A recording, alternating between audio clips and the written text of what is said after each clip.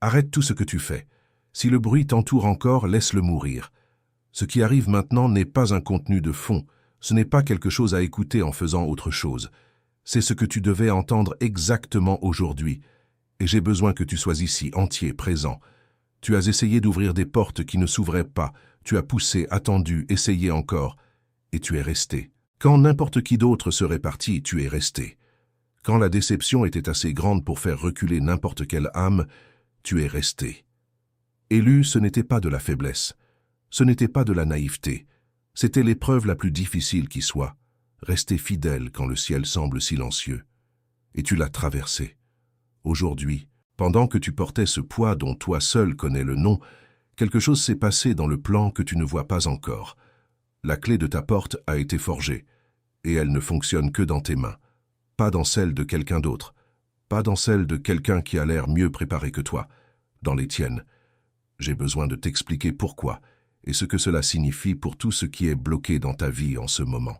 Tu n'es pas arrivé ici à cause d'un algorithme. Tu es arrivé parce que quelqu'un priait pour toi. Quelque part, à un moment que tu ne connais peut-être pas, une personne, dont tu ignores peut-être jusqu'au nom, a fléchi les genoux et a placé ton nom devant le trône. Le ciel a entendu chaque mot. Ce n'est pas un hasard. C'est un alignement divin. Et ce qui ressemblait à une porte fermée était une protection, pendant que la bonne clé était préparée pour toi. Laisse-moi te poser une question. Où en es-tu à 3 heures du matin, quand le silence devient trop lourd? Qu'est-ce qui traverse ton esprit, quand tu fermes les yeux, et que la mémoire commence à tout rejouer? Tout ce qui n'a pas marché. L'opportunité qui s'est transformée en silence. Le projet mort avant de naître. La porte que tu as frappée jusqu'à t'épuiser la main, et qui n'a jamais ouvert.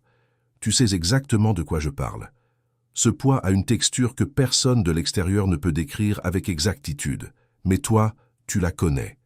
Il y a une question qui ronge par en dedans, que tu n'as peut-être jamais dite à voix haute. Pourquoi ça s'ouvre pour eux et pas pour moi? Tu vois des gens autour de toi avancer. Des promotions, des projets, des relations qui s'épanouissent. Et toi, tu es là, avec la même foi, la même prière, le même engagement, et la porte reste fermée. Ça fait mal d'une façon qui va loin. Et tu as appris à te protéger. Tu as appris à mettre l'armure de celui qui va bien, de celui qui fait confiance au processus, qui sourit devant les autres, mais à l'intérieur, le corps a appris à ne plus espérer. Parce qu'espérer et être déçu fait plus mal que ne pas espérer du tout. Élu, ça va s'arrêter. Non parce que je prononce de belles paroles, mais parce que ce qui s'est produit aujourd'hui dans le plan invisible change ce qui s'en vient vers toi. Et avant de te montrer quoi faire avec ça, j'ai besoin que tu fasses quelque chose maintenant. Pose ta main sur ta poitrine. Et si tu crois que c'est Dieu qui t'a conduit jusqu'à ce message aujourd'hui, mets un like. Ce n'est pas pour l'algorithme. C'est un accord prophétique. Au moment où tu fais ce geste, je décrète sur ta vie que dans les 72 prochaines heures, tu vas recevoir de la clarté sur la clé que Dieu est en train de placer dans ta main. Le brouillard sur cette zone de ta vie va commencer à se dissiper. Tu vas commencer à reconnaître des signes qui passèrent devant toi sans que tu les vois. Fais-le maintenant, pendant que le message continue. Je suis ton guide ici, et avant d'aller plus loin, je veux que tu ailles voir le commentaire épinglé en bas. Il y a quelque chose qui a été préparé spécifiquement pour ceux qui en sont à ce stade du chemin, pour ceux qui sont au bord, sur le point de comprendre ce que les portes fermées signifiaient vraiment. Ne ferme pas la vidéo avant de l'avoir vue. Mais maintenant, laisse-moi te parler d'un homme qui est entré par les pires portes qui soient, et comment cela est devenu le chemin le plus direct vers le palais. Joseph n'a pas été vendu comme esclave parce que Dieu l'avait oublié. Joseph a été vendu parce qu'il y avait un palais qui n'avait pas encore de maître, et que le maître devait être préparé. Pensez-y un instant. Le puits n'était pas une punition. La prison n'était pas un abandon. Chaque porte qui s'est fermée était un couloir qui menait à la seule salle où Joseph avait autorité pour entrer. Si l'une de ces portes s'était ouverte avant le bon moment, il serait arrivé sans préparation, sans autorité, sans le discernement qui ne vient que de survivre à ce qui ressemble à une fin. La foi de Joseph n'était pas dans la porte. Elle était en celui qui tenait la clé. Et aujourd'hui, je veux te remettre quelque chose de concret. Pas une promesse vague, un outil que tu peux utiliser ce soir même. Il vient de Genèse 50, 20, où Joseph regarde les frères qui l'ont trahi et dit « Vous aviez formé de mauvais desseins contre moi. Dieu les a transformés en bien. Pas, cela se transformera. Transformé, passé composé. Comme si Dieu avait déjà terminé le travail, pendant que le mal était encore en train de se produire. J'appelle ça l'inventaire de Joseph, et il a 3 étapes. Première étape, nomme les 3 portes fermées qui t'ont le plus coûté. Les 3 qui font encore mal quand tu y penses. Pas besoin d'être dramatique, juste honnête. Écris-les quelque part ou fais-le dans ta tête maintenant. 3 portes qui ne se sont pas ouvertes quand tu en avais besoin. Deuxième étape, pour chacune de ces portes, pose-toi une question. Pas la question de celui qui est en colère, la question de celui qui apprend à voir. La voici, que ne voyais-je pas que cette porte fermée me protégeait d'entrer? Peut-être que tu ne connais pas encore la réponse. Ce n'est pas grave. La question seule commence déjà à travailler ton discernement. Joseph dans le puits ne savait pas qu'il était dans un couloir du palais. Il ne l'a su qu'en regardant en arrière. Tu regardes en arrière maintenant, et certaines de ces réponses sont déjà accessibles pour toi. Troisième étape, prie Apocalypse 3, 8 comme un décret. Ces paroles, voici, j'ai mis devant toi une porte ouverte que personne ne peut fermer. Pas comme une demande, comme une réception. Comme quelqu'un qui sait déjà que la clé a été forgée et que la bonne porte est là qui attend. Décrète sur ta vie que ce que Dieu a ouvert, aucune force ne peut fermer, et que ce qu'il a fermé, aucune force humaine n'enfoncera avant l'heure. Le résultat de cet inventaire n'est pas une porte qui s'ouvre dans 48 heures. Le résultat est quelque chose d'intérieur, un apaisement que tu vas reconnaître. Une certitude qui ne dépend pas des circonstances. Et cet apaisement est le signe que le discernement est en train de se former en toi.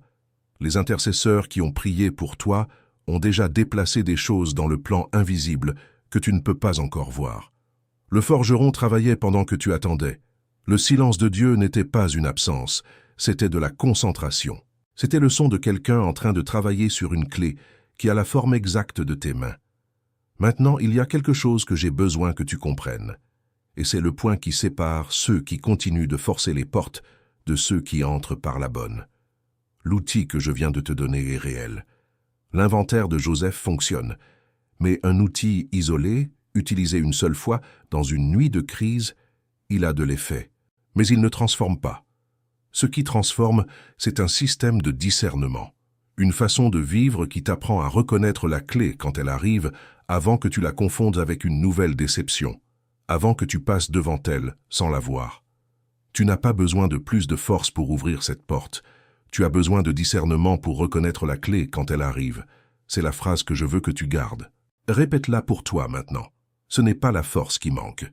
C'est le discernement qui est en train d'être construit, et c'est ici que ton chemin change de phase. L'ère de forcer les portes est terminée. Ce qui commence maintenant, c'est l'ère de gouverner. Salomon n'a pas demandé la richesse, il a demandé la sagesse, et les richesses sont venues avec, parce que celui qui gouverne avec discernement n'a pas besoin de courir après les choses. Les choses s'organisent autour de celui qui est à la bonne place, avec la bonne clé, au bon moment. Tu es en train d'être préparé pour gouverner, pas pour survivre. Le Code de Salomon existe pour t'accompagner dans ce processus. Ce n'est pas une lecture rapide, c'est un système articulé en 3 mouvements. Diagnostiquer les brèches dans ton discernement qui te font confondre les portes. Apaiser ton âme d'une façon qui n'est pas de la passivité, mais du positionnement, et pratiquer un protocole quotidien tiré du livre des Proverbes, le même livre que Salomon a utilisé pour gouverner avec une sagesse surnaturelle. Certains disent qu'ils ont besoin de plus de foi, mais ta foi est déjà prouvée. Tu es resté quand les autres sont partis. Ce dont tu as besoin maintenant, c'est du système. Le commentaire épinglé en bas a le chemin, pas comme une obligation, comme une invitation. Regarde quand tu auras terminé cette vidéo. Avant de te libérer, je veux un geste de celui qui sait qui il est. Dans les commentaires, écris ta ville et ton pays, et ensuite écris ces mots. Je sais qui je suis. Ce n'est pas de la vanité, c'est un décret. C'est toi qui dis au plan invisible que la saison du doute sur ton identité est terminée. Et si ce message t'est arrivé à un moment où quelqu'un que tu connais porte le même poids, des portes fermées, le silence de Dieu, la question de pourquoi ça s'ouvre pour les autres et pas pour lui. Partage cette vidéo avec cette personne maintenant. Parfois, la prière qui déplace le ciel commence quand tu transmets le bon message à quelqu'un qui l'attendait. Et pour le Code de Salomon, le commentaire est là. Tu iras quand tu le sentiras, sans pression, sans compte à rebours, sans urgence fabriquée. Mais je connais ceux qui regardent jusqu'ici, et je sais que tu sais déjà que c'est le prochain pas. La porte est ouverte. La clé est dans ta main. Que la sagesse d'en haut soit ton sol aujourd'hui. Que ton âme trouve le repos. À notre prochain rendez-vous.